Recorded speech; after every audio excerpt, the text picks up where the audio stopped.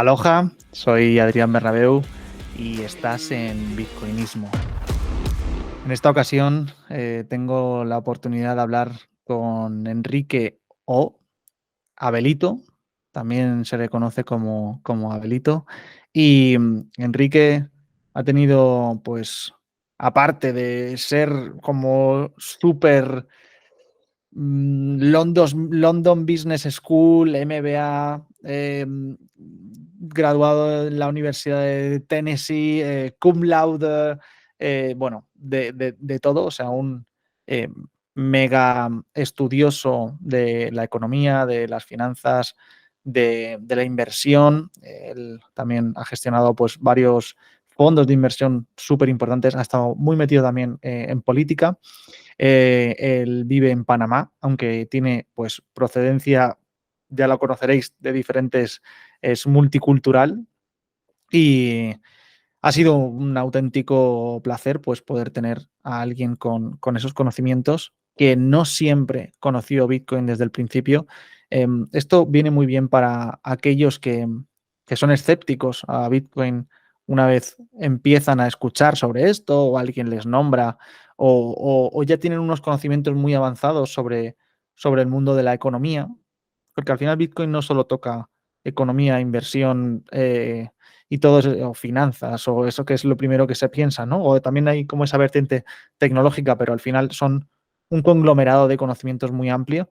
Pero mucha gente que viene del mundo económico, financiero o de inversiones, pues ya viene con unos cánones, con una especie de encorsetado, ¿no? Que no les deja, pues, pensar más allá de lo que han estudiado. Y más complicado aún cuando, pues como Enrique, tienen tantos conocimientos teóricos oficiales de esas megacorporaciones e instituciones de la educación, ¿no? Que ya te han dicho, pues mira, esto es así, esto es asá, y esto funciona así y ya está. Y no hay más, ¿no? Y Bitcoin pues rompe los muros de todas esas instituciones establecidas hasta el momento y cuesta mucho que tú también lo rompas mentalmente. Por eso es genial también venir de nuevas, venir fresco. Hay gente que dice, no, yo es que no tengo ni idea de eso. Pues mucho mejor, porque vienes fresco. Y ya veréis también cómo la historia de Enrique relacionada con lo que al final yo también promuevo en Bitcoinismo y que considero que es el diferencial también más grande de Bitcoin, que es la propiedad privada inconfiscable. Y veréis cómo en la historia de Enrique, que parece de película, pues es el caso real, es la historia que pone en evidencia la importancia de este superpoder de Bitcoin, la inconfiscabilidad.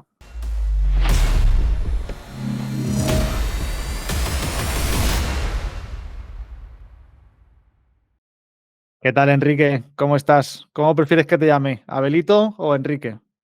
Enrique, pero la gente a veces me quiere llamar Abelito, pero es intercambiable. Así que, pero mi nombre es Enrique. ¿Y Pero de dónde viene? ¿De dónde viene lo de Abelito? bueno, ahora es una cuenta meme que yo creé porque no tenía o no quería expresarme de forma muy activa en ese momento.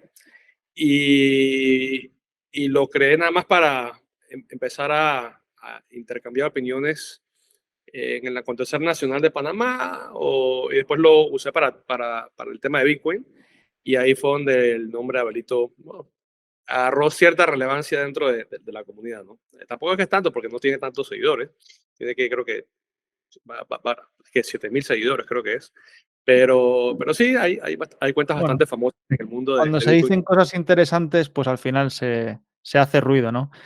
Bueno, Sí, pues en este caso, bienvenido, Enrique, a Bitcoinismo.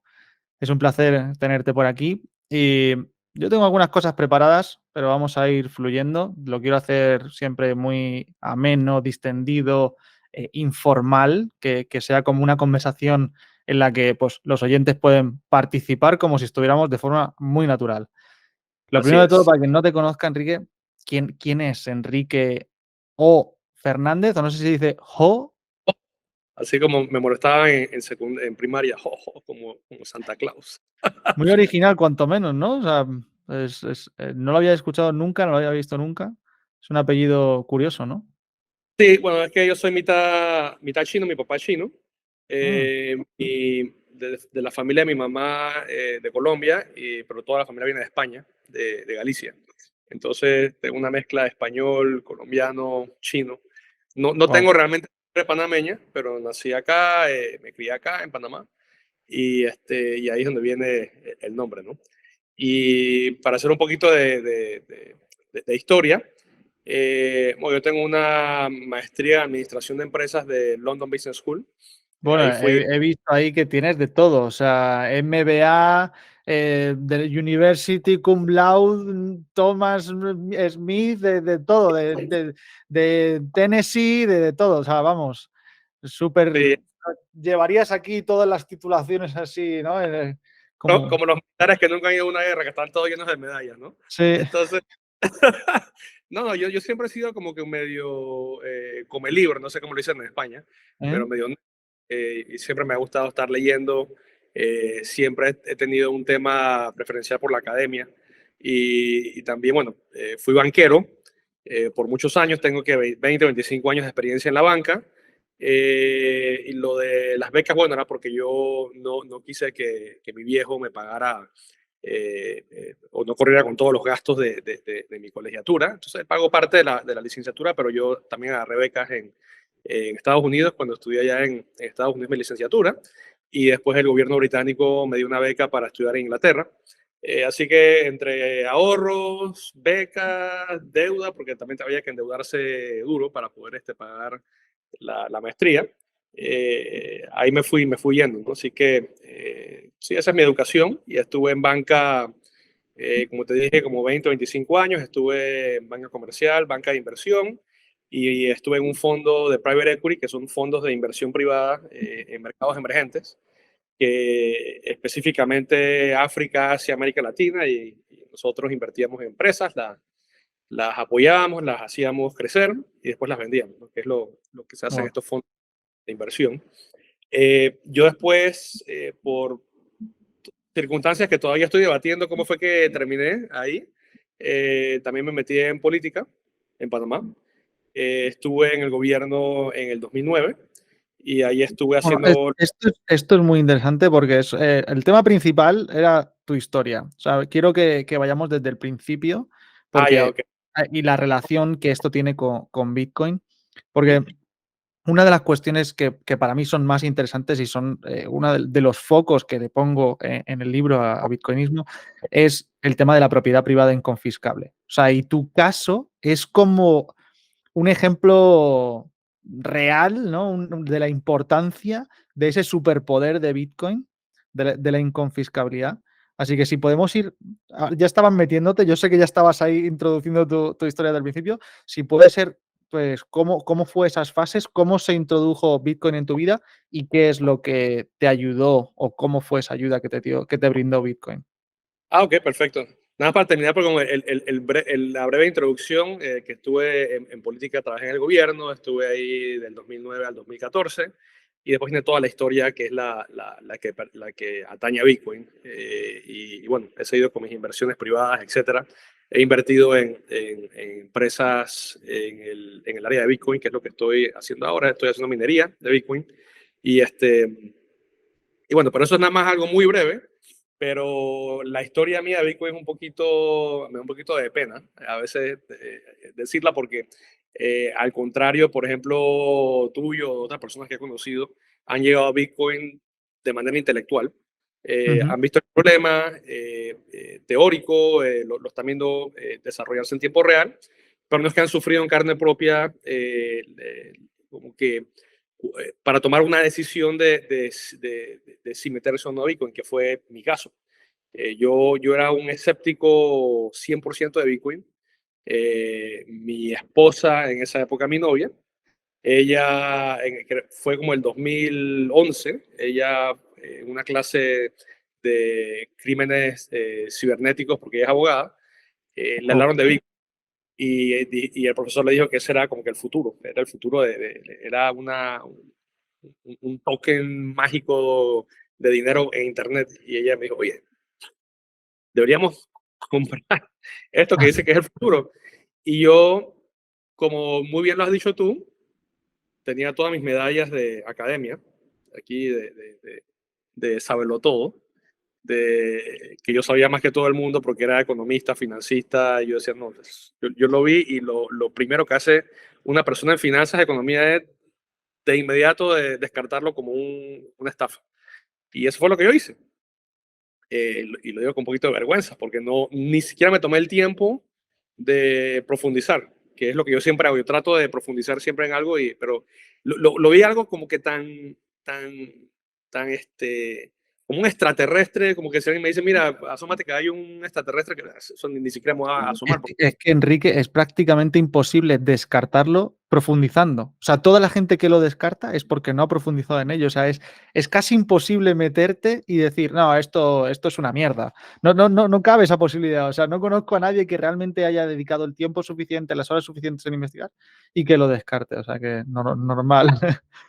Y yo creo que para mí era más difícil todavía porque yo había estado muy metido en el tema en uno de los trabajos que tuve como economista, que me tocó analizar riesgo país de toda América Latina. O sea que yo, por ejemplo, en Argentina, que habíamos estado hablando brevemente de eso, conozco muy bien el caso de Argentina. Yo estuve ahí cuando, viendo las primeras devaluaciones en el 2001, 2002. Yo estaba ahí presente, yo vi todo lo que pasó.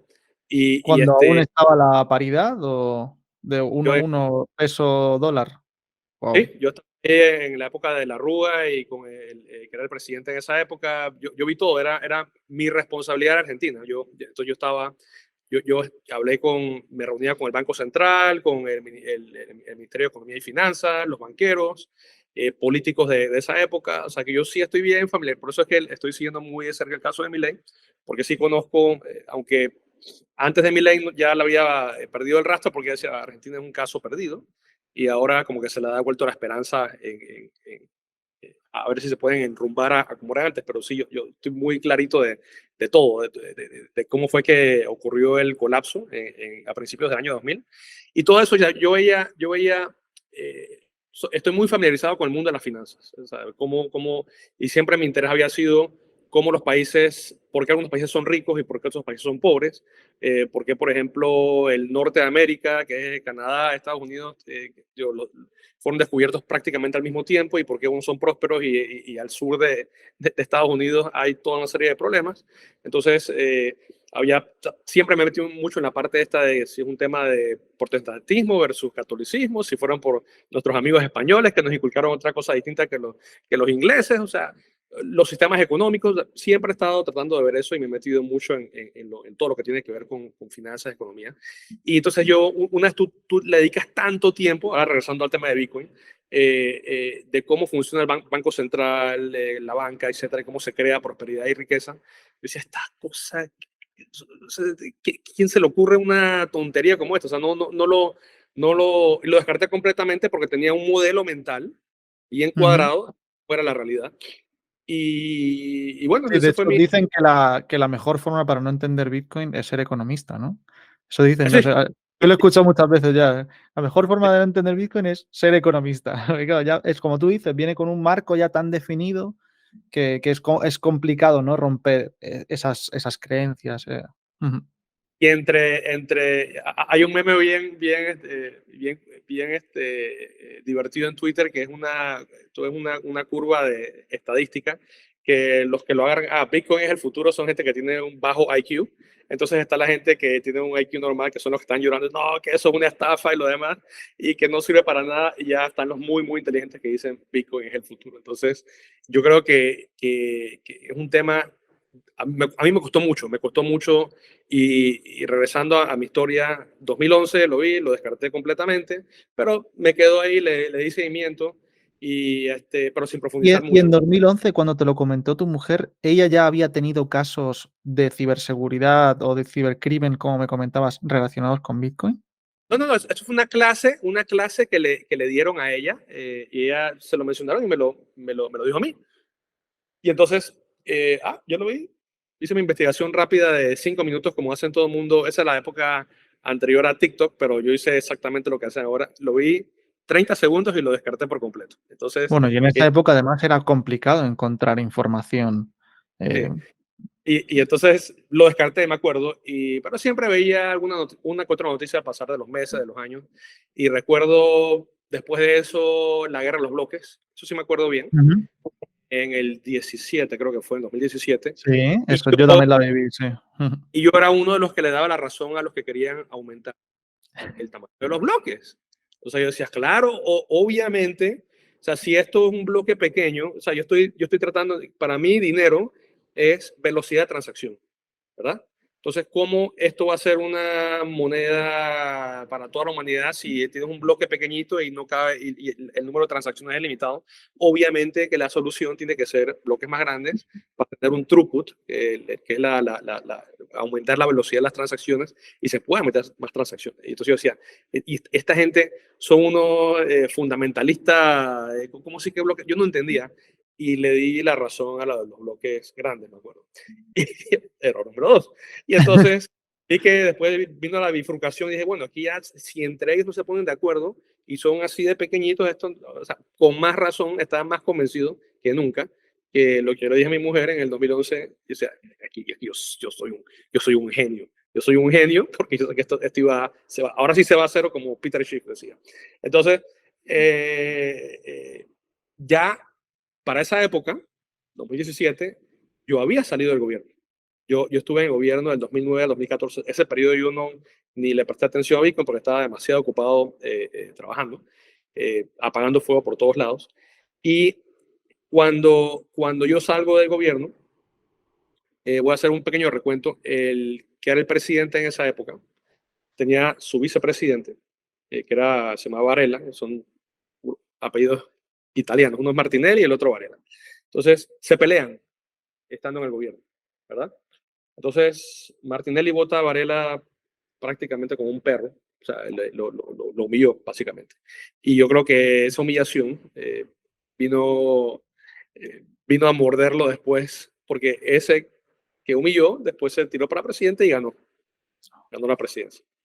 Entonces, lo que vino después fue una persecución. O sea, él se iba contra él y con todos los que estuvieron en el gobierno, ¿verdad? Y mira, yo no es que voy a poner la mano en el fuego por nadie, pues siempre hay gente que hace cosas correctas e incorrectas, ¿no? Pero lo que hubo ahí fue una persecución sistemática. Y en un país donde bueno, y al igual que toda América Latina, tú tienes un sistema presidencialista, donde no hay separación de poderes, donde el legislativo es controlado por el ejecutivo y el poder judicial, donde no hay una estabilidad de los jueces, porque no tienen permanencia, o sea, todos están contratados de manera interina, entonces es muy fácil de manipularlos a ellos porque dicen, bueno, tú haces esto, nada más, o te voto o te mudo. Esa es la manera como se hace presión. Y tienes, por ejemplo, lo que son los auditores del gobierno, que son, digamos, el Pete Marwick o el PwC del gobierno es una entidad pública que se llama la Contraloría, que también es controlada por el Ejecutivo. Entonces, yo le digo, auditora es una auditoría, pero ya sabes cómo yo quiero que haga la auditoría. Entonces, esto, y los medios de comunicación también se prestaban por el tema del sensacionalismo y también porque mucha de la gente de plata de Panamá, es un caso muy similar al de Trump, el caso de Martinelli, porque este era un multimillonario que corrió para presidente,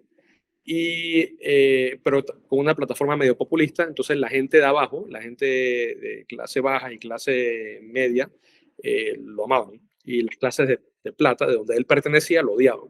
Entonces él los puso a pagar más impuestos, una serie de cosas, y de ahí hubo muchas ronchas con ellos. Y al final, cuando él salió del gobierno, todos se juntaron para decir, ahora lo vamos a fregar.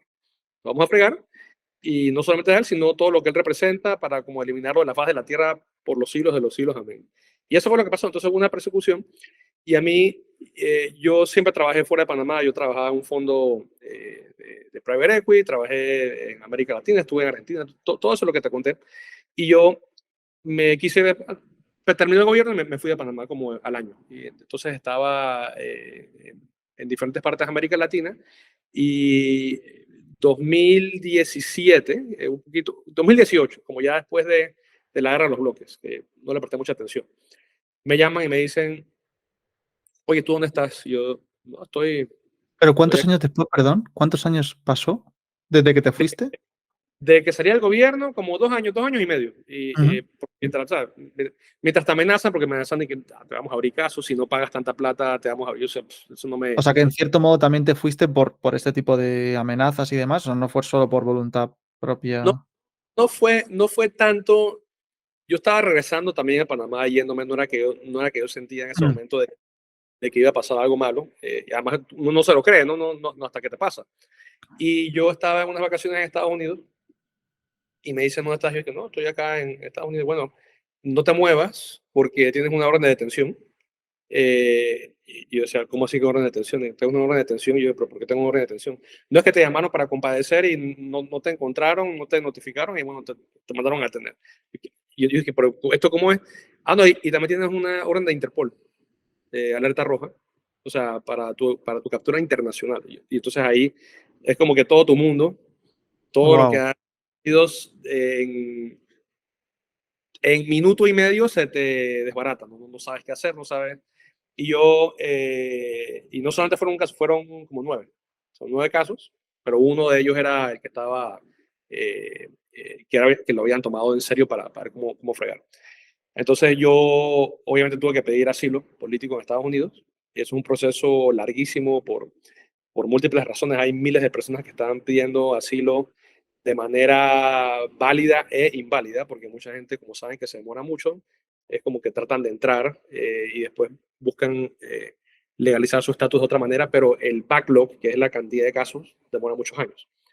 Pero Y es, Enrique, una pregunta desde la ignorancia total. Cuando tú vas a pedir ese asilo, si estás buscado por la Interpol, directamente no pueden, pues, arrestarte y ya está, porque, o sea, tienes como ese dilema, ¿no? De hasta qué a quién pides ayuda y quiénes pueden no ayudarte, sino, arrestarte en este caso. O sea, ¿cómo no tuviste ningún problema en ese caso?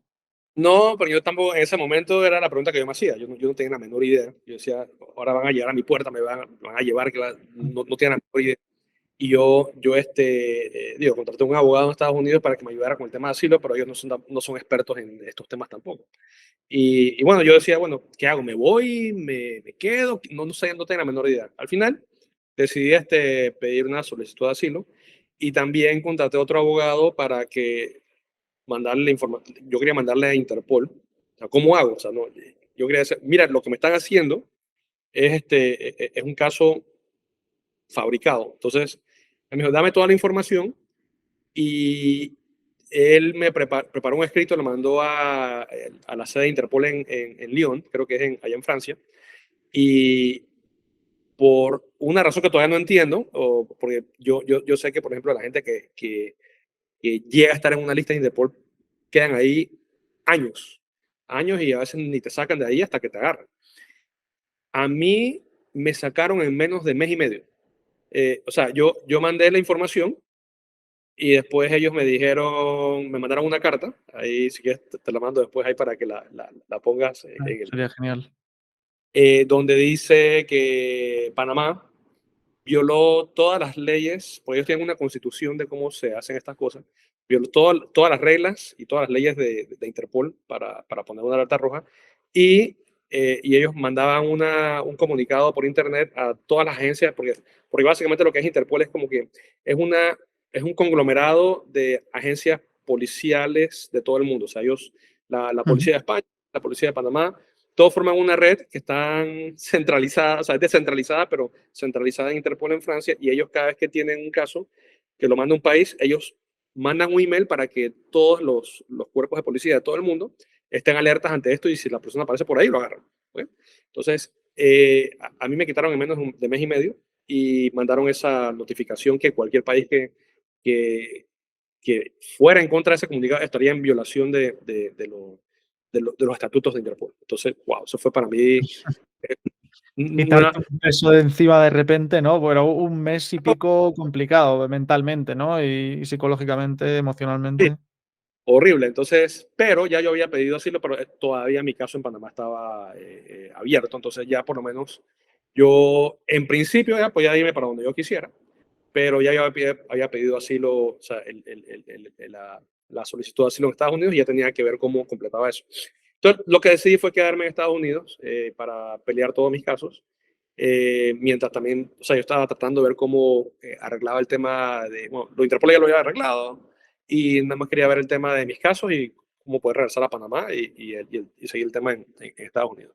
Obviamente todo eso, te puedes imaginar el impacto económico, pero ya de ahí no podía, cuando estás en un proceso de asilo, no puedes trabajar por un tiempo hasta que te den un permiso de trabajo. O sea que yo básicamente, y gracias a Dios yo siempre había, desde muy joven, he sido muy ahorrativo. Algo bueno de los chinos es que les gusta ahorrar, la cultura oriental. Y yo siempre, o sea, siempre no me gusta comprar mucho. También tienen que forzar para ir de compras. O sea, no, eso no fue algo que me enseñó Bitcoin, es algo que yo era. Por eso que a los bitcoiners no les gusta tampoco gastar mucho. Entonces, Un inciso a esto, un inciso que es interesante. O sea, ¿tu padre te lo inculcó de alguna forma en concreto? O sea, ¿recuerdas algo que te enseñara o que te, no sé, que te volcara para que tú tuvieras ese concepto de ahorro integrado? sí, yo creo que siempre vimos por ejemplo, la casa el apartamento donde yo nací, todavía hasta el día de hoy, ellos viven ahí, hace 40 y pico de años. Ya está viejito el apartamento, se ve como un poquito ya deteriorado, pero es donde siempre vivieron, siempre fueron trabajadores. Por ejemplo, eh, retrotrayendo todavía una historia más vieja, cuando yo era pelado, 14 años, Estados Unidos invadió Panamá en la época del dictador Noriega, esa es la época de los dictadores, y por ejemplo nosotros teníamos teníamos almacenes y teníamos tiendas, y de un día para el otro perdimos todo porque hubo una guerra, Estados Unidos invadió Panamá, y a la semana todos nuestros negocios fueron saqueados, y uno fue incendiado. Y mi papá, que había sido un un capitalista, empresario dueño, de repente nos quedamos, ¿y ahora qué vamos a hacer? Nos quedamos sin nada. Pero lo único que tenía él era la educación, porque él fue a MIT y fue a NYU en Estados Unidos, o sea, muy buena educación. Y él se graduó de contador, CPA, y él, después de ser empresario para ver cómo pagaba nuestros estudios, se fue a trabajar en el canal de Panamá como auditor senior. Y él en su carrera anterior, porque él trabajaba creo que en la PwC o Pitt Marwick, que era la firma de contabilidad, eh, gente que habían sido sus subalternos terminaron siendo sus jefes años después, cuando él regresó porque él decía, yo tengo que trabajar porque quería pagar la educación de la mía y la de mis hermanos. Entonces yo vi ese sacrificio, y, o sea, se fue, digo, después que tú eres jefe, tú no quieres ser empleado. Entonces, pero él, o sea, es parte de lo que quería hacer. Y yo vi que parte también de la manera como nosotros sobrevivimos esos años después de la invasión fue por los ahorros. Fue por los ahorros que nosotros tuvimos. Así que eso para mí desde muy pequeño quedó inculcado de que uno siempre tiene que tener eh, ahorros porque tú nunca sabes, la vida es cíclica. Estás arriba, luego estás abajo. Entonces, yo desde muy joven, o bueno, desde la adolescencia, vi ese ejemplo y fue un shock para mí. Entonces, yo vi muy de cerca cómo puedes tener todo y de manera predecible o no, lo puedes perder todo en un solo día, ¿no? Entonces, también También, todo eso nada más para terminar, fueron como que eh, aprendizajes o historias que estaban desconectadas dentro de mi cerebro, pero, y más adelante te voy a decir por qué con Bitcoin es como que una integración porque estamos hablando de propiedad. Tú tienes una propiedad que tú ujú, crees que tú y de repente no la tienes, o sea, es un tema de confiscación, de pérdida, lo demás. Entonces, ya después, que 20 y pico años después, yo veo en Bitcoin que es una manera es como la cúspide o el clímax de un desarrollo intelectual que yo he venido teniendo desde que tenía 14 años, pero de manera desconectada, no conectaba los puntos, ¿no? Así que no, totalmente. Sí, o sea, básicamente también tener en cuenta que, claro, nosotros hablamos de ahorro para quienes pueden ahorrar, porque esto también es otra película en la que Bitcoin también entra, obviamente, pero claro, hay muchísimos países en el mundo que ni siquiera tienen esta opción, no solo por la cantidad de dinero que ganan, sino por las herramientas que tienen para hacerlo. que también Ujú. son limitadas y el dinero que utilizan pues no lo permite muchas veces. Entonces, Enrique, ¿por dónde ibas de tu historia? Que te he cortado aquí con el tema del ahorro, nos hemos desviado un Sí, sí. poquito, pero vamos a Es que, retomarlo. por ejemplo, en la parte cuando me preguntan de Bitcoin, nunca he hablado del tema de lo de la invasión en la época noriega, pero es algo que estoy pensando mientras estoy hablando contigo y sí, ahora que lo pienso, tiene una conexión, por lo menos de manera inconsciente, en también como al final terminé aceptando Bitcoin una vez que lo entendí o, o lo comprendí de una manera mínima, ¿no? Entonces, eh, a ver, me habías preguntado, por el tema del ahorro, sí, era por lo que nos pasó. Yo, Sí, que no podías tener, ningún trabajo en esa época, porque no tenías permiso de trabajo, por lo tanto, pues sobreviviste en base a los ahorros, ¿no? En ese momento en Estados Unidos.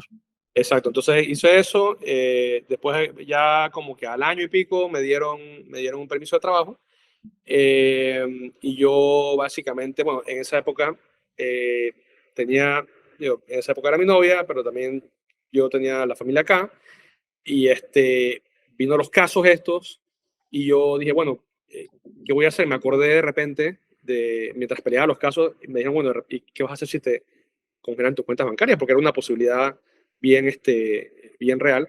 Y dado todo el tema de que no había ninguna separación de poder y la ley prácticamente era lo que decía el jefe de arriba, entonces yo decía, Chuzo, ¿qué hago? ¿Qué hago en este caso? Entonces me acordé de Bitcoin. Me acordé de Bitcoin en ese momento. Me acordé de la guerra de los bloques, me acordé de esto. Y yo decía, bueno, y no era que yo hablaba con mucha gente porque era nada más enfocado en cómo resolver los temas legales. Pero yo dije, ¿sabes qué? Voy a meterme, o sea, tengo miedo de que me vayan a confiscar o congelar y ahí sí hubiera sido jaque mate porque no tiene Pero tú manera ya como... entendías que Bitcoin era inconfiscable, o sea, ¿ya habías profundizado en algún aspecto? ¿Habías, estudiado algo sobre Bitcoin o? Muy, muy superficialmente y yo prácticamente lo que dije, ¿sabes qué? Obviamente agarré parte del dinero y lo mandé a Estados Unidos, que era para los gastos del día a día, pero tenía miedo de que mis ahorros me lo fueran a confiscar y esa es la realidad. Yo tenía miedo de que pasara eso. Y agarré y metí una parte importante en Bitcoin. Y entonces ya que metí, dije, ¿sabes qué? Voy a empezar a estudiar esto. Y empecé ahí sí a profundizar y le dediqué, digo, empecé, la primera persona que lo... Ah, déjame retrotraerme. Antes de hacer eso, yo escuché un podcast de un gringo, de un americano que manejaba fondos de inversión, o sea, hablaba el mismo lenguaje Ujú, mío, ujú. que se llama Mark Justo, que era uno de los inversionistas principales de su fondo de inversión en BlockFi. ¿Ok? Entonces, él no es un maximalista de Bitcoin, pero sí entiende Bitcoin bastante bien y tiene otros pecaditos ahí de otros criptos que se metió también, pero en principio él decía que la gente que él había conocido en el ecosistema de Bitcoin era la gente más inteligente que él había conocido. Y él comenzó a hablar de esto. Y yo decía, si este hombre está dando tanto y cree tanto en Bitcoin y maneja un fondo de inversión, y es un tipo que cuando tú lo escuchas hablar de economía, o sea, es muy coherente, habla mi propio lenguaje. Entonces, aquí hay algo que no estoy Ujú. entendiendo. Un cortocircuito mental en mi cabeza que no entendió bien todo este rollo de Bitcoin. Entonces, yo le di otra mirada, ahí fue donde, ese fue como el catalista y el miedo de que me fueran a congelar, o sea, que eran la parte teórica, mental, haciendo un choque con la realidad mía en tiempo real, básicamente. Entonces, yo agarré, metí una parte importante de mis ahorros en Bitcoin y ahí sí me puse a leer y a leer y a leer y bueno, compré el estándar de Bitcoin de Cefadin y eso, o sea, me explotó la cabeza, no, decía, ¿cómo no entendía esto antes? Yo ni siquiera sabía que hay una oferta limitada de 21 millones de bitcoins. Nunca entendí o no había entendido que era como el oro digital, era escaso. Entonces yo decía, no puede ser que no lo haya visto antes. O sea, a ese nivel de superficialidad Superficialidad. Oh.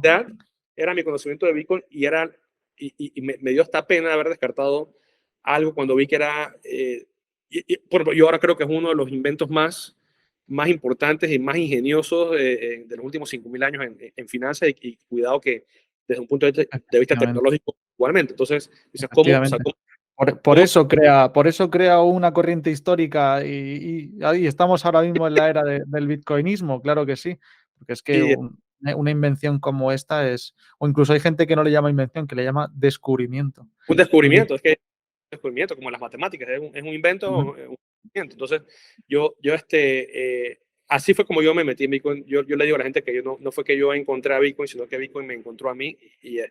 Y cada uno, lo que yo siempre le digo a la gente, cada uno compra Bitcoin al precio que se merece, no al precio, no al precio que él cree que debe. No hay un tema de justicia, es un tema de encontrón intelectual con la realidad. Y yo, Explica este concepto para quien no lo entienda. A lo mejor hay gente que nos está escuchando que acaba de escuchar por primera vez este podcast, como te hubiera pasado a ti hace muchos años, para que lo entienda bien, porque tiene mucha más profundidad de la que puede sonar. Explica este concepto, Enrique. ¿Cómo que cada uno compra el precio que se merece?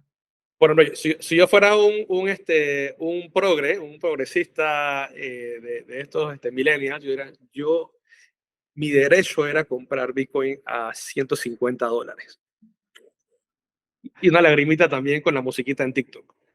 Pero eso no fue lo que pasó. O sea, yo me encontré con Bitcoin a ese precio, pero no le puse el esfuerzo, no hice el esfuerzo intelectual, porque aquí hay un tema de un esfuerzo intelectual que tú tienes que hacer. O sea, esto no es que la gente quiere que entender Bitcoin por osmosis. Cree que se va a costar y cuando se levanta, ya entendí Bitcoin. Eso no pasa, eso nada más le pasa a pobres, ¿ok? Esos son los que, los que creen que tienen derecho a todo y no tienen ninguna responsabilidad de nada. Entonces, Bitcoin es un tema de esfuerzo. Tienes que dedicarle esfuerzo. Y otra cosa es que hay un tema que me hubiera encantado. A mí me hubiera encantado haber podido encontrar en el 2011 con un maximalista y Ujú. que me hubiera agarrado y me hubiera humillado intelectualmente. Que me hubiera dicho, mira, Enrique, tú lo que estás pensando, tú eres un idiota y tú eres un bruto y tú no mereces ni siquiera estar vivo porque tu nivel intelectual no se. Me hubiera dicho algo así que me hubiera puesto a llorar así. Pero no me lo encontré. Yo no me encontré a nadie que me dijera, que me ridiculizara intelectualmente, porque y la gente, no, de repente sí, ay, sí, no te preocupes, eso, no. O sea, y yo creo que estamos en una época donde la gente, uno se preocupa mucho por los sentimientos, por cómo me voy a sentir, cuál es mi relación sentimental con mi activo. O sea, eso no, el activo está, o no, está, si no te gusta, cuando te fregaste. Entonces, yo no lo pude comprar, o sea, el precio al que yo tenía que, o sea, al precio que yo me merezco haber comprado Bitcoin fue el precio que lo compré inicialmente, que fue en el 2019, yo compré mi primer Bitcoin como a 7.500, creo que fue.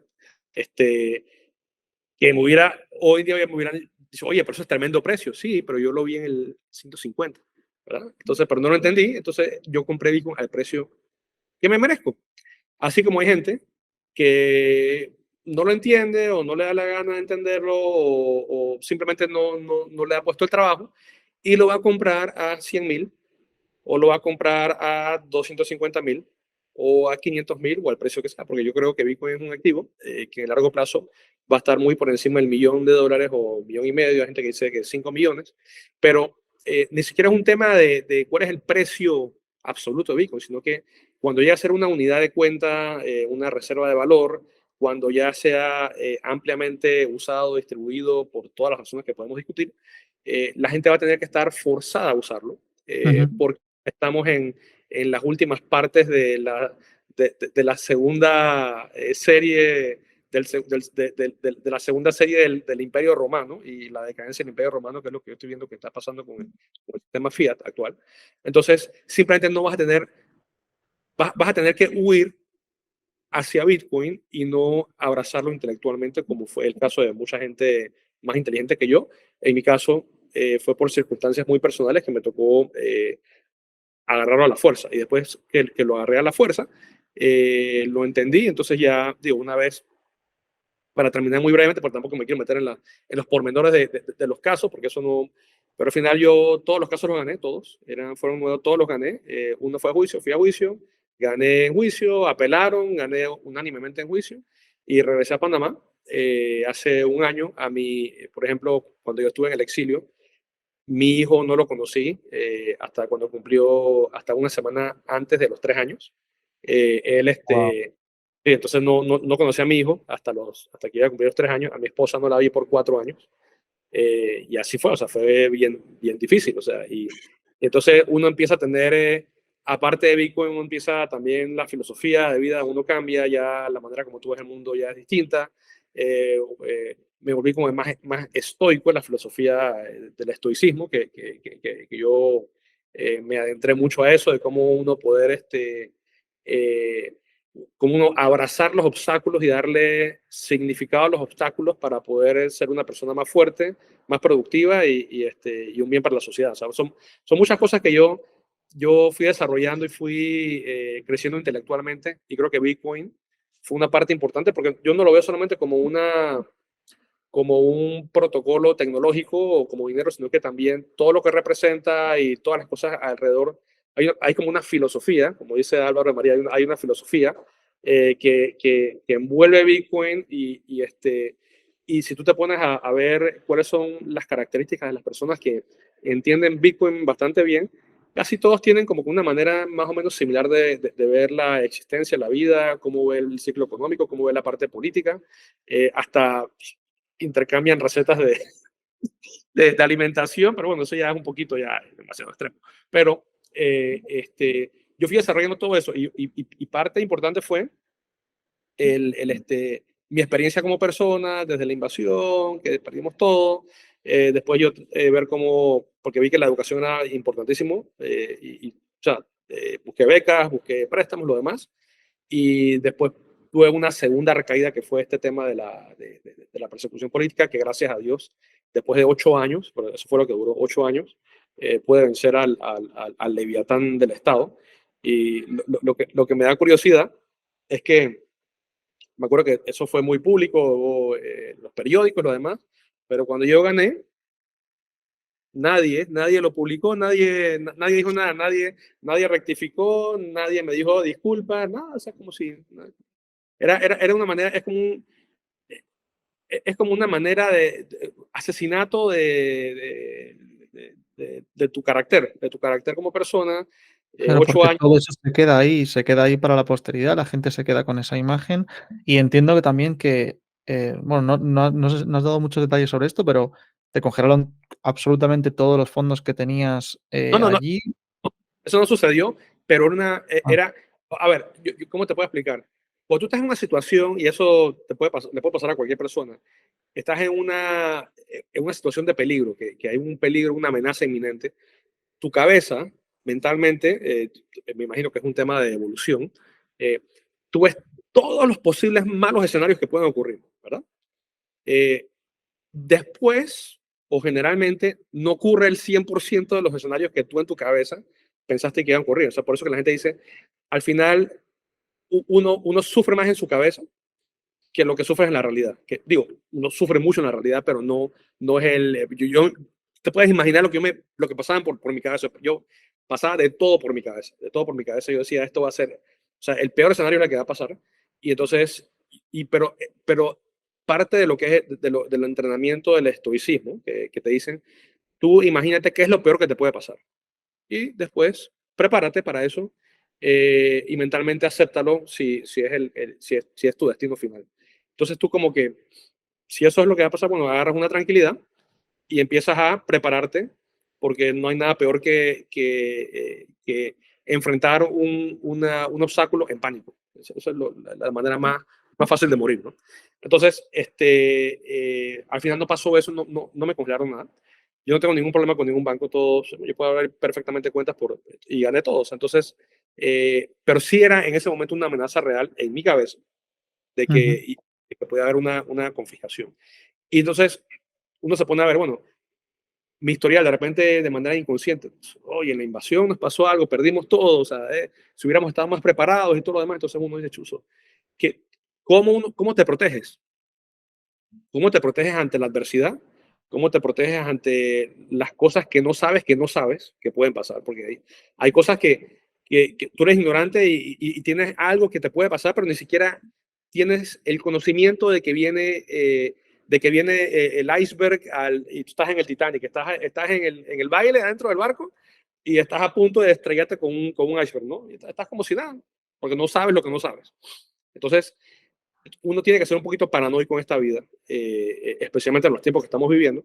Y yo creo que ahí es donde intelectualmente Bitcoin y yo hemos estado haciendo un baile de tango para entendernos uno mutuamente al otro y básicamente esa es la historia. Obviamente ya estoy perfectamente bien, ya he estado empezando negocios nuevos acá. Los que eran mis socios anteriores, cero problema, ellos me conocen bien y aquí estamos, pero mi amor por Bitcoin se ha profundizado, mi conocimiento ha ido todavía solidificándose, si existe la palabra esa, Ujú. y yo no puedo, y como yo estoy toda mi vida me he dedicado a inversiones, y yo trato de ver hoy en día, por ejemplo, si es que si uno quiere entender a Bitcoin como posible inversión, que yo no lo veo así, pero si tú lo ves como inversión, trato de ver, bueno, pero ¿en qué puedo meter yo mi dinero ahora que me va a dar un rendimiento igual o mejor que Bitcoin? No lo veo, y con el riesgo de Bitcoin. Entonces, hay un tema que uno tiene que entender cuáles son los riesgos, porque yo no le recomiendo a nadie que se meta en Bitcoin si no ha hecho la tarea, porque si no, si no en la primera bajada ya entran en pánico y se tiran por la ventana. Entonces, eh, tienes que entender. Todas las personas de plata en este mundo son personas que entienden bien sus inversiones. Son personas que Jeff Bezos, cuando Amazon de 1 se fue a $100 y cayó a 1, todo el mundo vendió, él nunca vendió y después subió a lo que es hoy en día. O sea, las personas que creen en sus proyectos, en sus negocios, en sus inversiones, son los que en el largo plazo les va bien porque entienden bien los riesgos en los que se está metiendo. Y ese es mi caso con Bitcoin. Te he oído decir en alguna ponencia, en alguna conferencia, acabas de nombrar a Warren Buffett que dice que nunca venderá y a ti te he escuchado decir muchas veces, no, yo nunca venderé, puede que mis hijos, mi mujer se lo gasten cuando yo no esté, pero nunca venderás. Hay gente que no entiende este concepto y Ajá. me gustaría bueno, que lo explicaras a tu manera. Ok.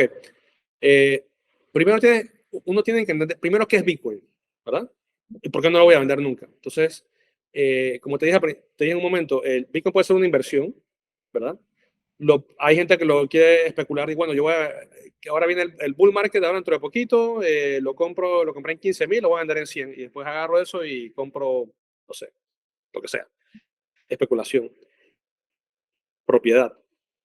Bitcoin puede ser propiedad, es propiedad digital, innata al Internet. Entonces, ¿cómo sigue propiedad?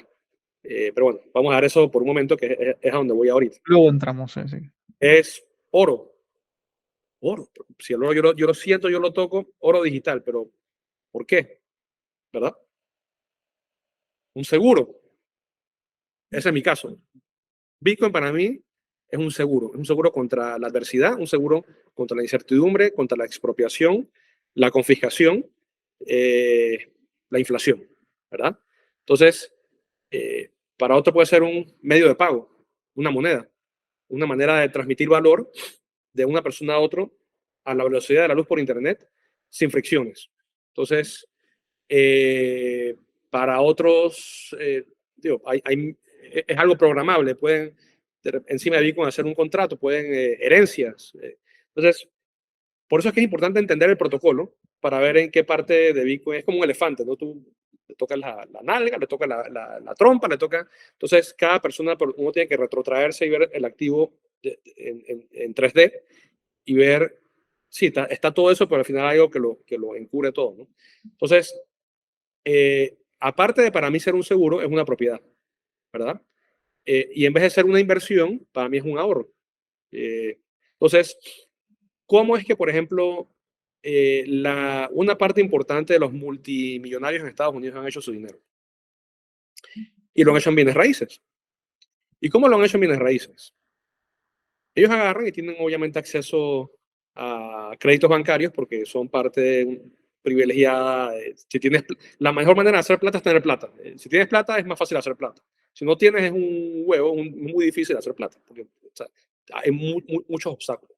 Pero si tienes plata y tienes acceso a plata y tienes acceso a créditos bancarios, tú agarras y puedes comprar propiedades. Entonces, esas propiedades, por lo menos hasta hace un año o hasta no hace mucho tiempo, siempre se revaloraban, se apreciaban en valor, ¿verdad? Entonces, cuando tú pides un préstamo y por la manera como están los incentivos fiscales y tributarios, en donde la deuda, o sea, los intereses de la deuda son deducibles de los impuestos, ¿verdad? Estoy seguro que, vemos que España también es Eso igual, sí, así es. igual en todas partes del mundo. Entonces hay un incentivo a endeudarse, ¿verdad? Porque yo me puedo endeudar, en vez de usar mi capital para comprar una propiedad, yo pido un préstamo bancario que me lo dan a 20, 30 años a una tasa de interés prácticamente que subsidiada del 5%, cuando tú sabes que la masa monetaria está creciendo a un 7, 8, 9%. Y yo...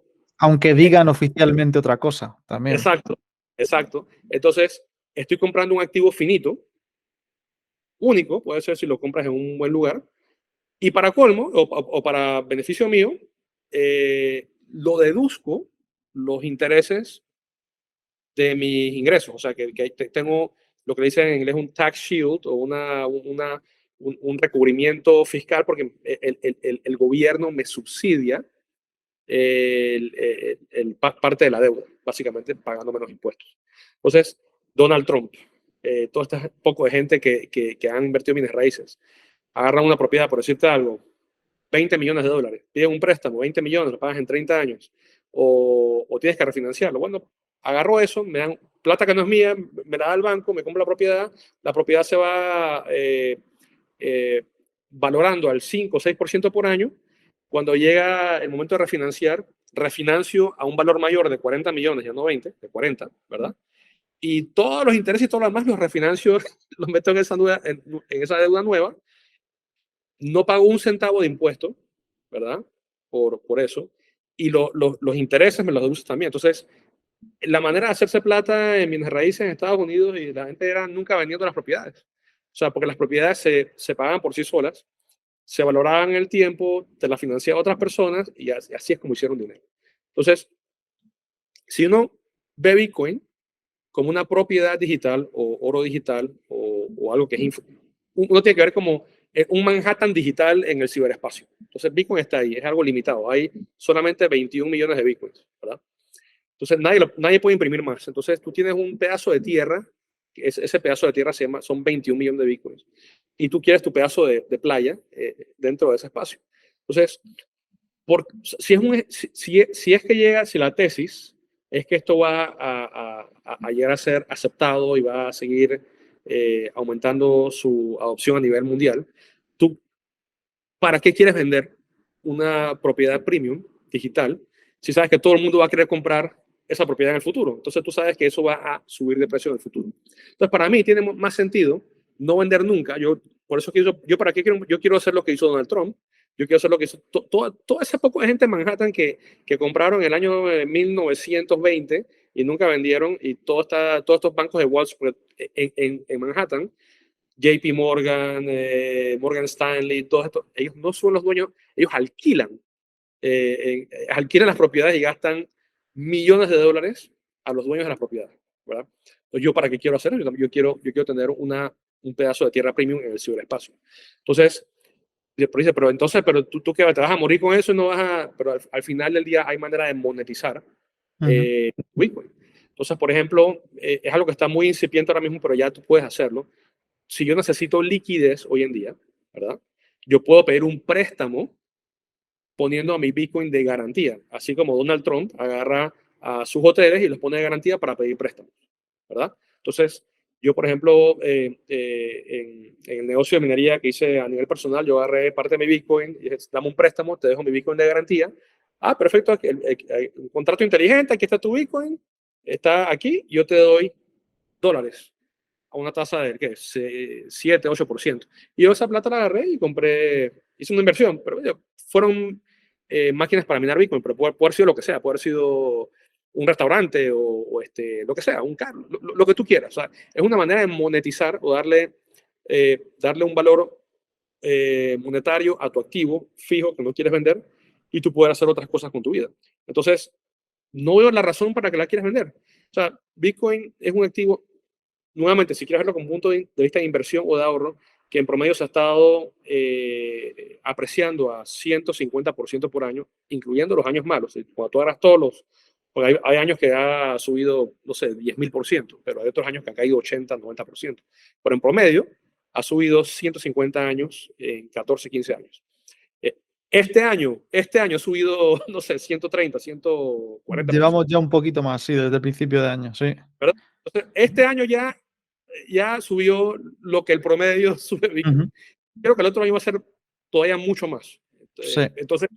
Entonces, ¿para qué tú quieres vender un activo escaso? O sea, ¿para qué tú quieres vender una obra Y, de cam- arte y cambiarlo por algo que encima se devalúa. O sea, vas a cambiar algo que se aprecia por algo que se devalúa. O sea, un sinsentido. que tiene todo tipo de riesgos que no tiene Bitcoin? Porque bueno, ¿cuál es el riesgo de Bitcoin? Y si Bitcoin le pasa algo, bueno, yo he visto, tiene 10 años de operación ininterrumpida, no hay riesgo de contraparte, y cuando yo hablo de riesgo de contraparte, es el riesgo de confiar en una persona para tu bienestar o tu riqueza. Por ejemplo, si tú tienes tu plata en un banco, ¿verdad? Tú crees que es tu cuenta bancaria, pero tú lo único que tú tienes en tu cuenta bancaria es un IOU o un pagaré que el banco te dice, tú me das tu plata y yo te doy un papelito que te dice tú eres acreedor a esta cuenta, pero si el banco quiebra, te quedas sin plata. O si te cierran la cuenta, o lo que sea. O sea, no, tú estás confiando en un intermediario. En Bitcoin no existe ese riesgo de contraparte. Entonces, hay una serie de cosas innatas al protocolo que te permiten, para mí, te reducen los riesgos de una manera dramática. Y lo que uno tiene que hacer como un visionario, por ejemplo, hay un inversionista, bueno, tú hablaste de Warren Buffett. Warren Buffett trata de ve hacia dónde va la gente, pero cuando salen todo el mundo corriendo, dice, bueno, ¿qué fue por estar en el apuro? ¿Qué fue lo que no vieron? O sea, no vieron esto, no vieron aquí, no vieron. Y entonces él es como una ardilla buscando migajas de oportunidades y encuentra tesoros. Entonces yo creo que uno tiene que ver, bueno, hacia dónde va el mundo, ¿verdad? Eh, las masas hacia dónde están yendo, están pensando hacia dónde están yendo, están conscientes de hacia dónde vamos, es sostenible el modelo económico, político, financiero hacia donde nos estamos dirigiendo.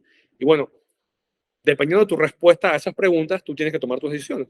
Porque para mí, hacia donde va el mundo, yo veo que no es sostenible.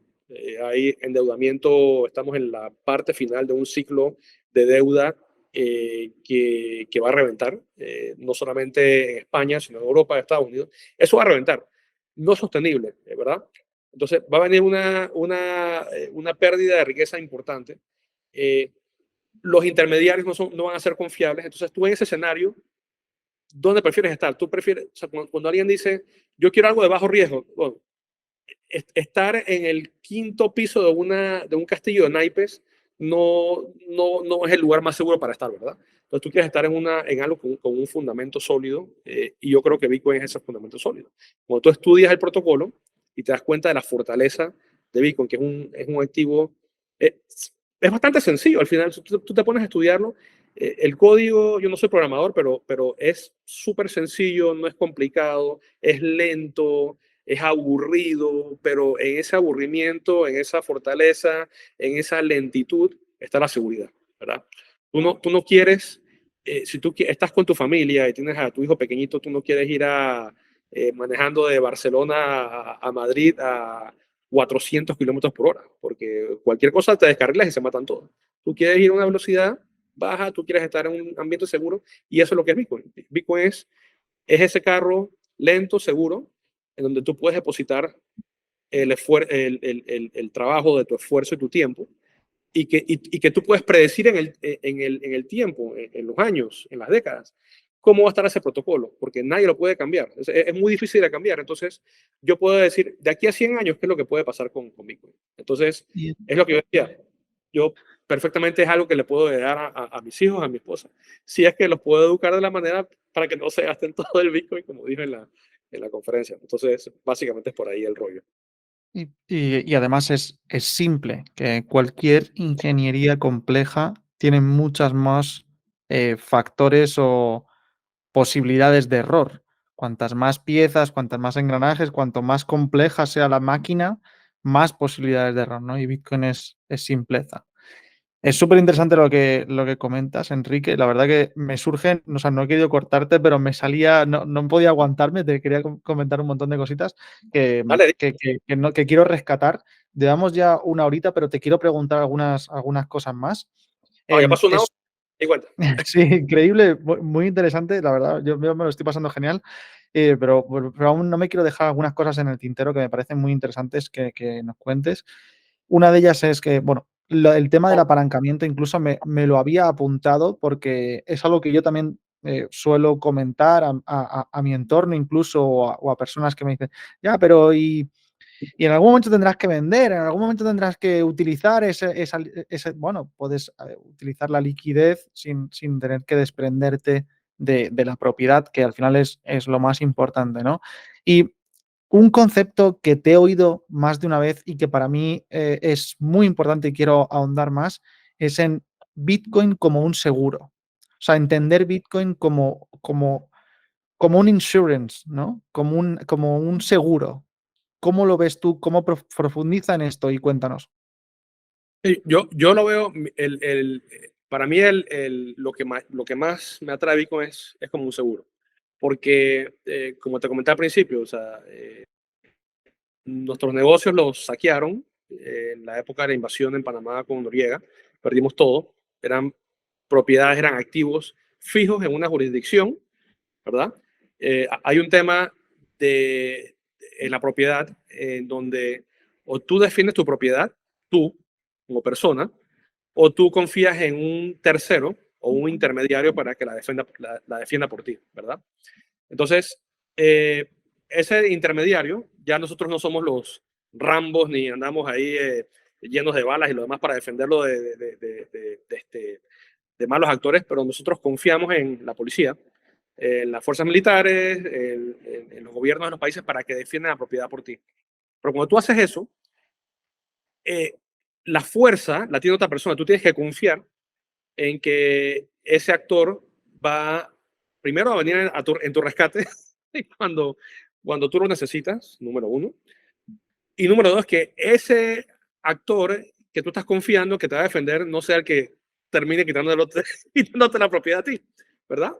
Entonces, eh, digo, eso, y si tu vida depende de eso, eso es una confianza muy grande que tienes que tener tú en ese actor. Entonces, si tú no confías en ese actor, ¿qué haces? ¿Verdad? Y ya, dependiendo de la historia que uno haya tenido, en mi caso, ya no una, sino dos veces me pasó, ya yo prefiero tener la soberanía, lo que es la soberanía individual de no tener que estar confiando en un ente específico porque tú no sabes por dónde te va. O sea, tú no sabes, las emociones son cambiantes. ¿Verdad? Hoy te quiero, mañana te odio. O sea, yo ¿cómo voy a saber eso, cómo va a ser, verdad? Entonces, Bitcoin es una manera de trasladar esa riqueza, ese ahorro, esa propiedad a un ámbito, a otro lugar en donde el riesgo de expropiación, el riesgo de que te lo quiten es sumamente elevado. No imposible, ¿verdad? Porque alguien me puede venir y me mete una pistola y me dice, o me tortura y me dice, ¿me das tu password o te mato tu familia? O sea, pero es mucho más difícil de lo que puede hacer en la actualidad. Entonces yo lo veo como un seguro. Si yo tengo que salir corriendo, me voy yo, pero no se va a mi casa, aquí donde estoy yo, que tampoco soy dueño, soy aquí alquilo, así que me puedo ir cuando quiera. No me puedo llevar mi propiedad, no lo puedo hacer, pero mi Bitcoin sí me lo puedo llevar, porque lo tengo en mi cabeza el password y está en el protocolo y tengo mi llave privada del private key, me puedo llevar a donde sea. O sea, yo realmente tengo un nivel de soberanía y control casi que perfecto, casi, pero nada es perfecto. Y por eso es que yo lo veo como un seguro. Y en un mundo que cada vez va a ser más caótico, estamos entrando, como te dije, en una etapa de inestabilidad macroeconómica que podemos quedarnos horas hablando de las razones, etcétera, de cómo eso va a desenvolverse en el futuro cercano. Entonces, yo creo que el tema de movilidad y de soberanía va a ser muy importante. Entonces, en la medida que tú seas soberano y que puedas tener una movilidad y no estar atado a una jurisdicción geográfica fija, va a determinar tus posibilidades de sobrevivir en el futuro. Entonces, por eso es que para mí ese es el activo más grande, independientemente del precio de Bitcoin. O sea, eso no es algo que obviamente que a todo el mundo le interesa eso, pero no es para mí, porque si fuera por el precio, digo, bueno, me meto un shitcoin, me meto Ethereum de repente, que es una... Pero es algo que O en te un lo pones. producto financiero que lo imite también, ¿no? Que imite el precio sin necesidad de... Ujú. Pero al final del día, hasta Tether, que es el USDT, ahí hace 2 días creo que fue, la empresa Tether confiscó, no sé, 300 millones de dólares en una cuenta de unos malhechores que estaban haciendo algo, pero esa posibilidad, no estoy hablando de que no fue justificado o no, sino que tú no sabes al final la razón que den para que te quieran confiscar tus fondos o tu propiedad o lo que sea. Entonces tú lo que quieres es protección. Y eso y esa es para mí el atractivo más grande de Bitcoin es que no es confiscable. Eso es algo que es como que ligero decirlo, pero las implicaciones son bastante importantes. Porque, por ejemplo, si tú tienes oro, ¿verdad? Que el oro no tiene un riesgo de contraparte, no tienes intermediarios, una barra de oro, pero el tema es que es pesado. ¿Y cómo tú haces para irte con el oro? No puedes. O sea, te vas tú, pero se quedó tu oro, me explico. Pero Bitcoin tiene todas las propiedades del oro y tiene el tema de que no tiene peso, te lo puedes llevar para donde sea. Entonces, eso para mí es quizás el atractivo mayor pero eso soy yo. Hay gente que tiene otras circunstancias, que no vea esto, de repente piensa, es que ese Enrique es demasiado paranoico. O sea, está viviendo un poco más y se pone una gorra de aluminio aquí para el tema de la radiación y lo demás. Entonces, o sea, pero el tema ese de la soberanía financiera sí es importante para mí. Sí. Aparte de todas las otras cosas que hacen a Bitcoin atractivo, ¿no? O sea, Bitcoin al final es una voluntad de transmisión de esa propiedad. O sea, incluso en la circunstancia extrema que estabas comentando de que te pongan una pistola en la cabeza, incluso hasta ese momento, la voluntad final es tuya.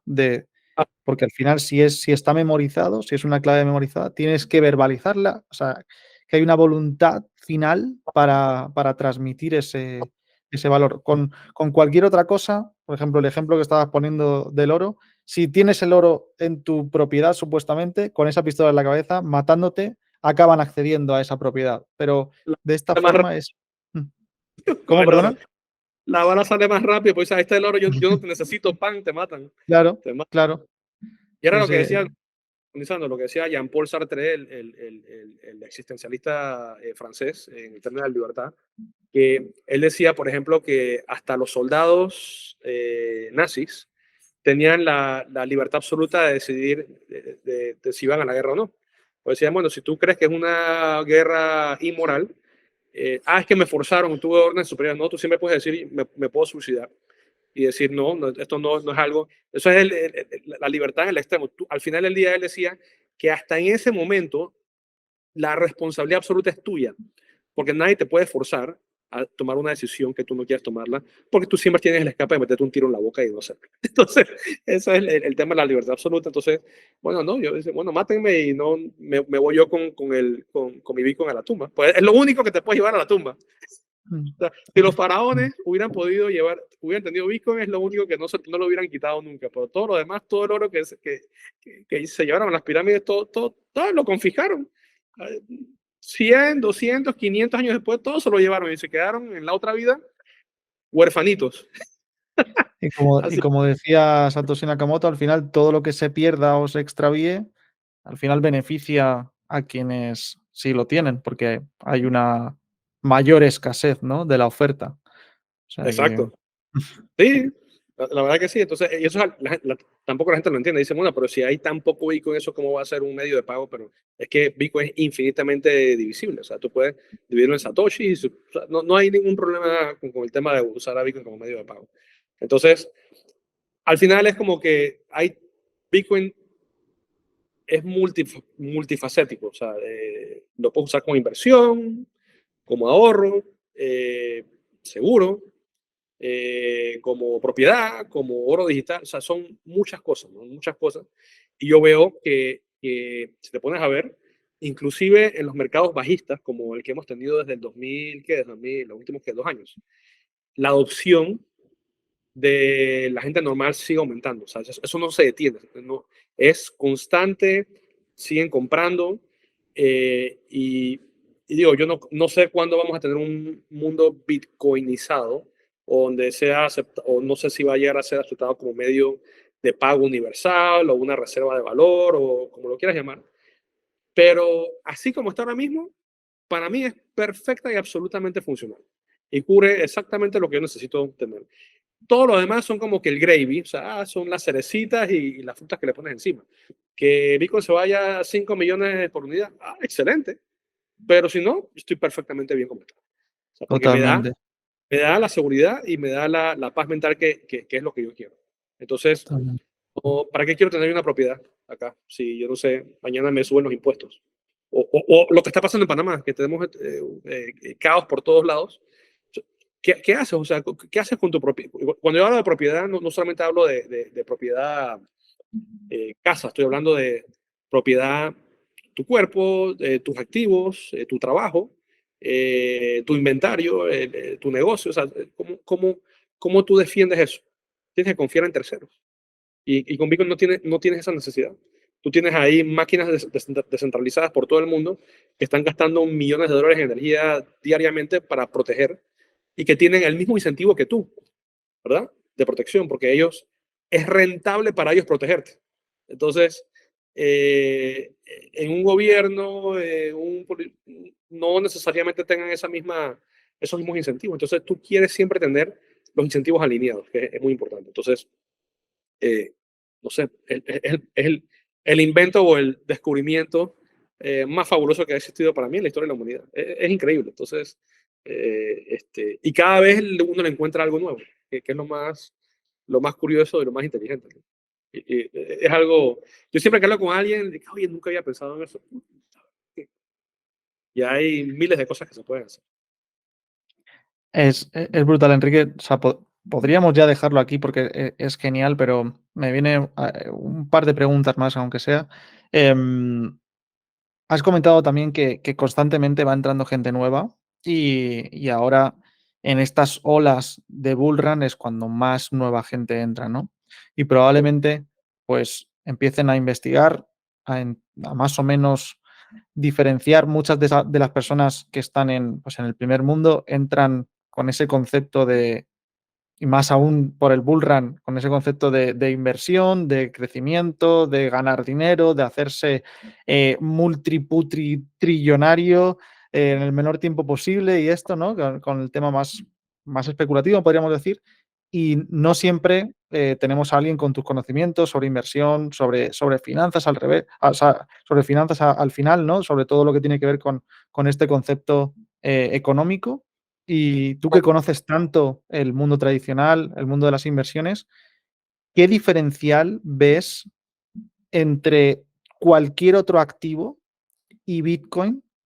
Y también entre Bitcoin y todo lo que se consideran criptomonedas y demás. ¿Cuál es el diferencial de Bitcoin? Ok. Primero las otras criptos. Es la más fácil, ¿no?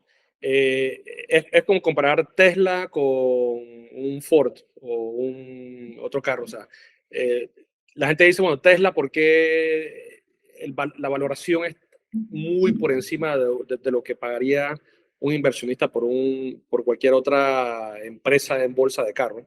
Pero uno lo que dice, pero es que Tesla no es un fabricante de carros, es una empresa de tecnología. Es una empresa de tecnología que está en el tema de energía y baterías entonces la valoración es distinta. Tú no puedes comparar lo quieren meter en una misma industria, ¿verdad? Automotriz, porque es una batería con 4 ruedas, pero no es un carro.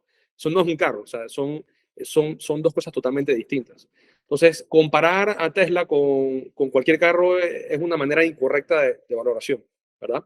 porque son mercados totalmente distintos, son mercados que tienen potencialidades distintas y crecimientos distintos. Entonces, tú puedes decir que si lo ves como un carro, ese no, está demasiado caro. O sea, ¿por qué una inversión en Tesla no tiene ningún sentido? Porque para eso compro Toyota o algo así, que tiene, y entonces pienso que Toyota se va a valorar como Tesla, y no es así, porque son totalmente distintos.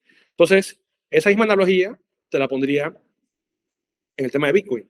Una cuestión que yo aprendí bastante en la maestría, cuando estudié en Londres, era, hay un académico muy importante que se llama Michael Porter, que se hizo famoso por su manera de definir la industria, ¿verdad? Le decían las 5 fuerzas de Porter, que es un académico de Harvard. Y él decía que lo primero que tú tienes que hacer es definir en qué industria estás, ¿verdad? Porque no es tan sencillo como decir, todos los carros están en la industria automotriz, los muebleros están todos en esta industria. No, tú tienes que ver las particularidades de cada empresa y ver en qué industria realmente están. Entonces, cuando tú ves a Bitcoin, que lo dice que es una cripto, porque tiene un blockchain. El blockchain es la cadena de bloques, que es la tecnología que es una parte importante de lo que hace a Bitcoin. Pero después tienes a otras criptomonedas que, no sé, la última vez que conté eran más de 10.000 y van por minuto subiendo, ¿no? Entonces dice, estas otras monedas son cripto, y entonces Bitcoin es un cripto y las metes todas unas ahí, igual que como tú metes a Tesla como si fuera otro fabricante de carro. Y no es así. Bitcoin es total y absolutamente distinto de las otras criptos. ¿Por qué es distinto de las otras criptos? Porque las demás criptos tienen primero un equipo gerencial. Tienen, digamos, a un Pedro Pérez que dice, yo voy a crear una criptomoneda, o tú y yo, Henry, nosotros creamos una cripto, emitimos 1 millón de monedas, nos quedamos con medio millón y vendemos a otra gente. Si compras hoy, te la venden en 5 centavos y después va a valer 10. Y la liquidez, bueno, yo te vendo a ti, tú me vendes a mí y creamos un mercado de liquidez y dicen, no, hay liquidez, tú y yo vendiendo monedas que nos acabamos de crear. Entonces la gente comienza a comprar y comprar y nosotros empezamos a expropiar esa riqueza de ellos y después hacemos lo que le dicen el rock pool y nos llevamos toda la plata de ellos. Así es como hacen el 98% de estas monedas. Número 2, tienes que confiar en ese equipo gerencial, ¿verdad? Entonces, número 3, no hay descentralización. Todos ellos dependen de lo que hagamos tú y yo. Si nos peleamos tú y yo, si nos llevamos bien tú y yo, si decidimos, todo depende de nosotros dos. Esa cripto depende de nosotros dos. Entonces, hay un tema de riesgo de concentración en 2 personas, hay un tema de centralización, hay un tema de todo tipo de riesgos. Es un security en vez de ser un commodity, por ejemplo. Y Bitcoin no tiene ninguno de esos temas. Tú tienes en Bitcoin a una persona que nadie sabe quién es, o él, ella, o quien sea que haya sido, o un extraterrestre, nadie sabe quién inventó Bitcoin, o el tipo del futuro que vino y creó Bitcoin, nadie sabe quién creó Bitcoin. Ese tipo agarró, creó Bitcoin y desapareció. Y dejó un protocolo totalmente descentralizado que nadie controla, ¿verdad? Entonces esa es la primera gran diferencia. Es una emisión finita de 21 millones de Bitcoins y depende de los miles de nodos para poder cambiar eso y nunca se va a cambiar. Entonces, Bitcoin tiene una serie de cuestiones que lo diferencian de las criptos y las demás criptos tienen una vida útil de, no sé, de un ciclo de mercado. La mayoría desaparece, se reciclan, pues las mismas personas son los mismos que estafaron en el ciclo anterior, son los mismos que estafan en el próximo ciclo, nada más que con un proyecto distinto. Y Bitcoin sigue ahí, Bitcoin sigue, es el niño aburrido, pero que es la tortuga y la liebre, el cuento, ¿no? Es el que va lento, lento, pero seguro y siempre llega al puerto donde tiene que ir. Entonces, Bitcoin no es cripto. O sea, cripto, yo no le recomiendo a nadie que se meta en eso porque eso es el verdadero casino, ¿verdad? En cambio, Bitcoin es ahorro, es algo que yo en 100 años te puedo perfectamente decir cuántos Bitcoin van a haber en circulación, o sea, y van a ser bajo las reglas que yo decidí acatar, porque ya metiéndonos un poquito más técnicos, si yo no me gustan las funcionalidades técnicas que se puedan desarrollar en un futuro en Bitcoin, yo simplemente no hago mi upgrade a mi nodo y entonces yo juego bajo las reglas de juego que yo entré en Bitcoin. Es como, por ejemplo, si yo estoy en un partido de fútbol, yo quiero ser el próximo Messi.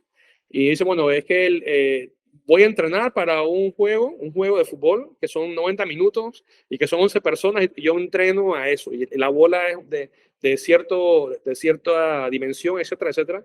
Y yo entreno y dedico mi tiempo para ser el mejor en ese juego bajo esas reglas. Pero de repente, cuando yo tengo 15 años, no, ahora la bola va a ser de este tamaño.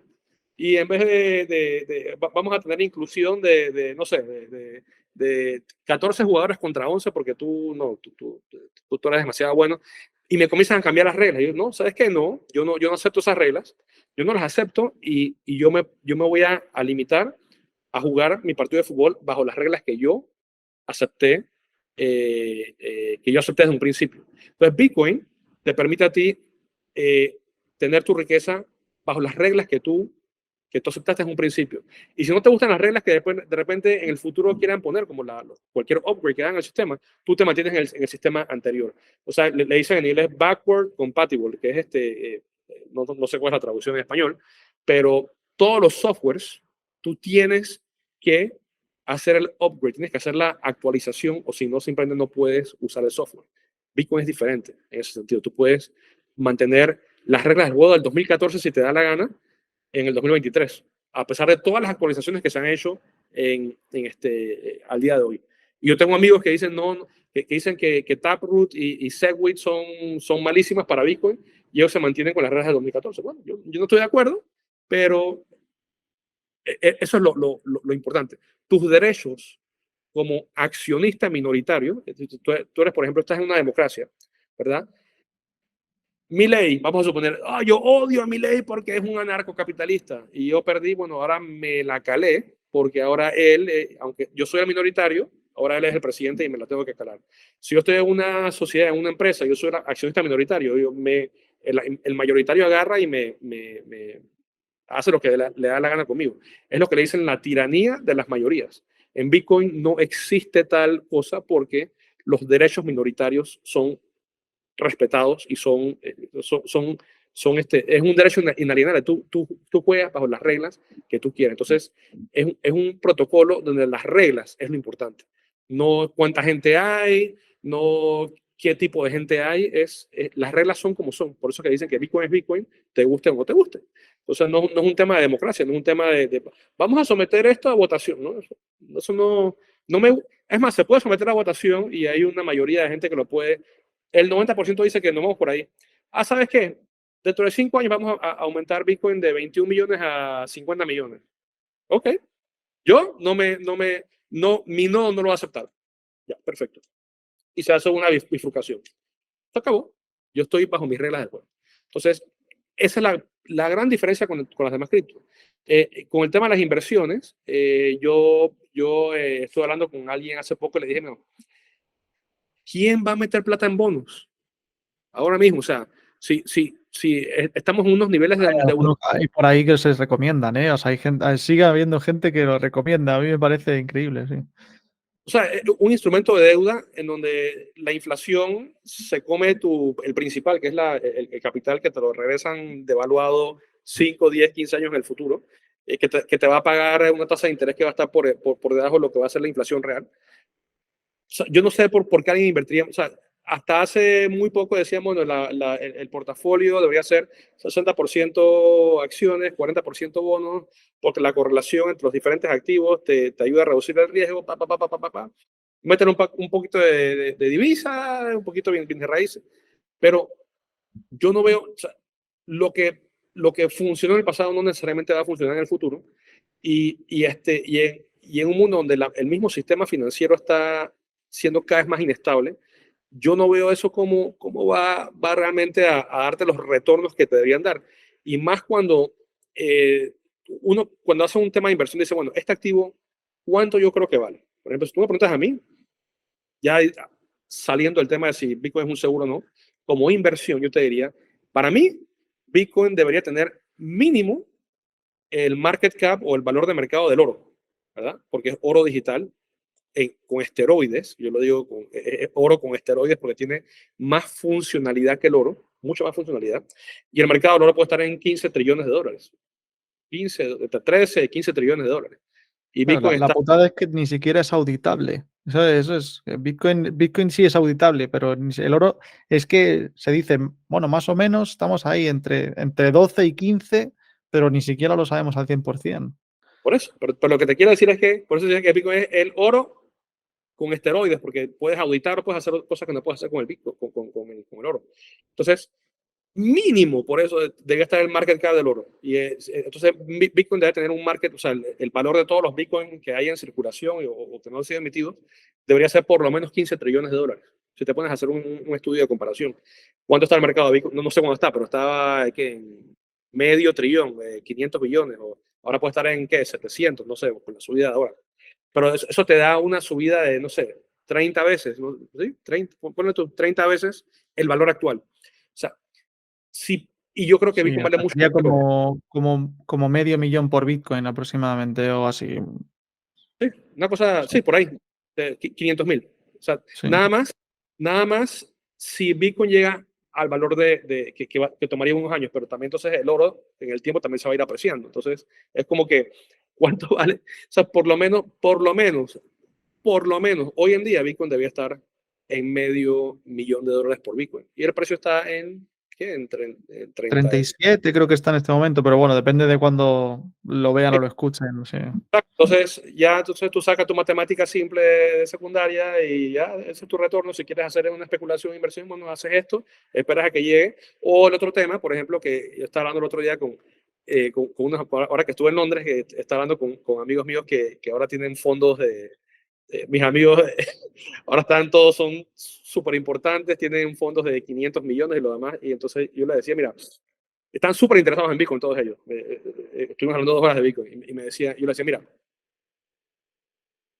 ustedes les encanta el tema de arbitraje. El arbitraje en finanzas es el tema de que hay una, hay una, hay una ineficiencia en el mercado en donde el precio no es el que debería ser, ¿verdad? O sea, el precio ya está por acá arriba, pero por alguna razón la información no está o lo demás, entonces el precio está por debajo. Es como decir que tú hay 2 casas, una al lado de la otra son iguales y una la venden por 100.000 y la otra por 20.000.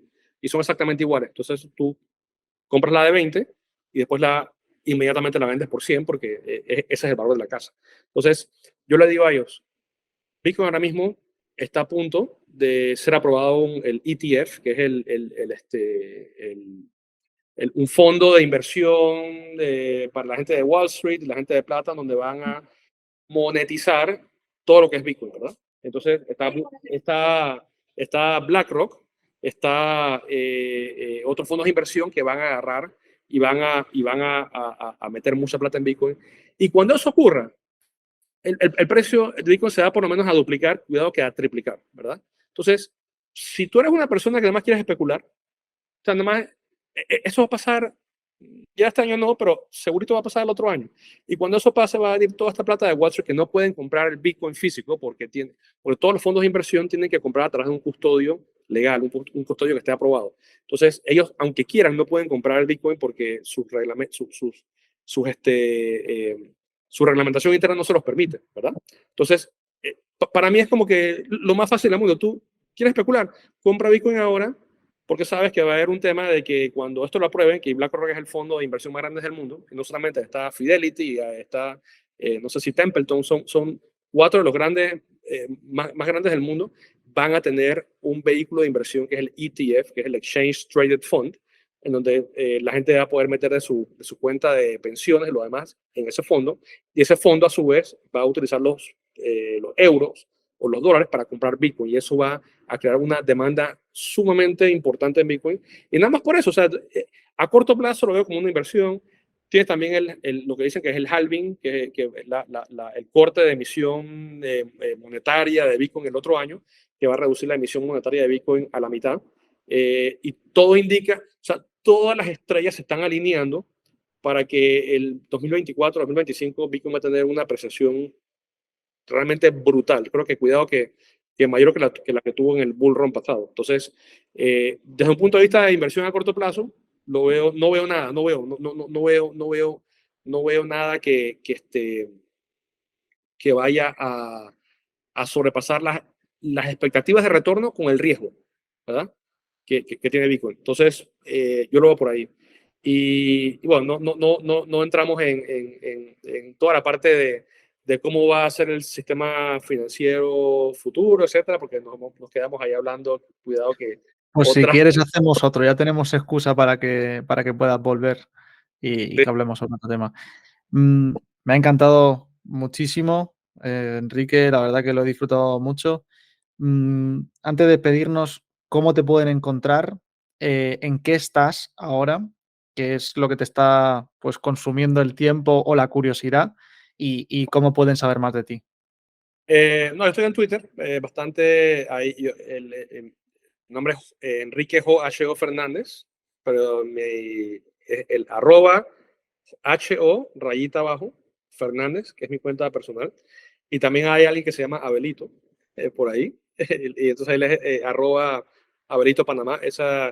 Abelito escribe en inglés, cosas de Bitcoin. Yo escribo solo en español, en temas, pero hablo de todo. Hablo de economía, hablo de geopolítica, Bitcoin, etcétera. Entonces, ahí es donde más estoy, más activo.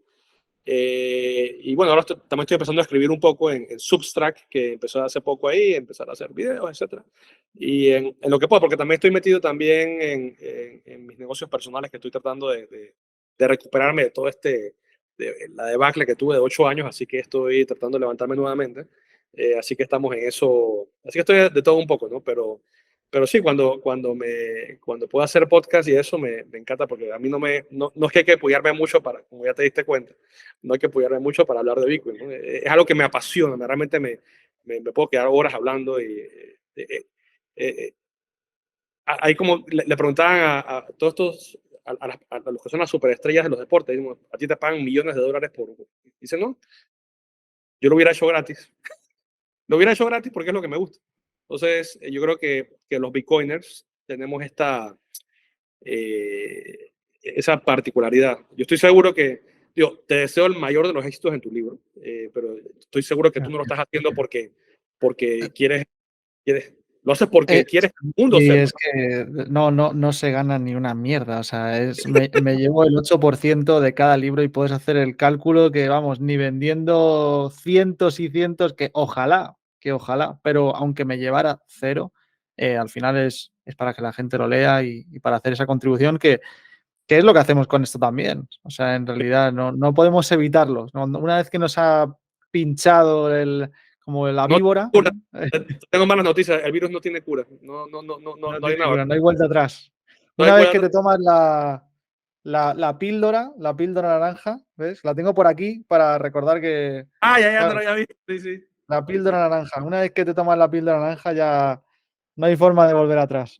No, entonces, y es algo que la gente, mira, la gente no entiende, pero por ejemplo, yo me fui a España a la conferencia de Watch Out Bitcoin y yo me pagué todo, fui para allá, tú fuiste, nos encontramos allá en El Salvador, tú pagaste tus cuestiones, después te fuiste para Argentina también, ¿verdad? Sí, O sea, sí, yo fui, o sea, a mí no me pagaron nada. Yo fui ahí a El Salvador, Argentina y todo lo obviamente hacemos pues, nosotros, vamos todo lo allí hacemos. a hablar y de forma gratuita, claro. Sí, somos como medio masoquistas, ¿no? Porque es Sí, un sí. costo.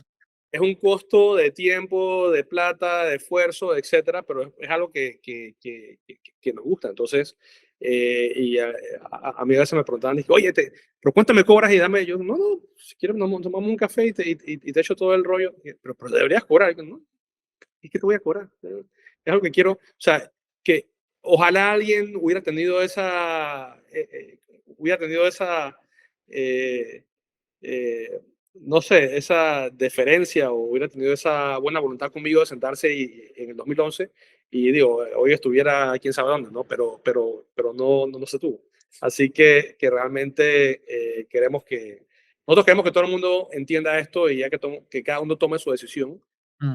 puede tomarla. Sí, al final también es difícil, ¿no? Tener el tiempo para todo el mundo y es complicado a veces llegar. O sea, por eso Por eso este tipo de formatos también, porque es la forma más escalable también de llegar a más gente y demás. Pero bueno, Enrique, si es así, te tomo la palabra y seguramente volverás por aquí porque yo me lo he pasado genial y seguro que todas las personas que nos ven Ethan, nos escuchan bien. ven aquí.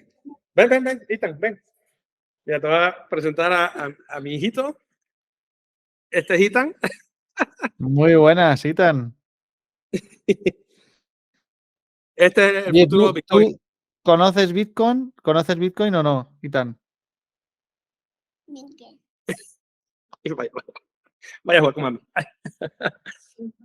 Acaba de cumplir En- 4 añitos y va a ser, por lo menos tiene su sota de Bitcoin. Así Qué que, bueno. ya ahí bueno, ahí les hablé de ti, Ethan.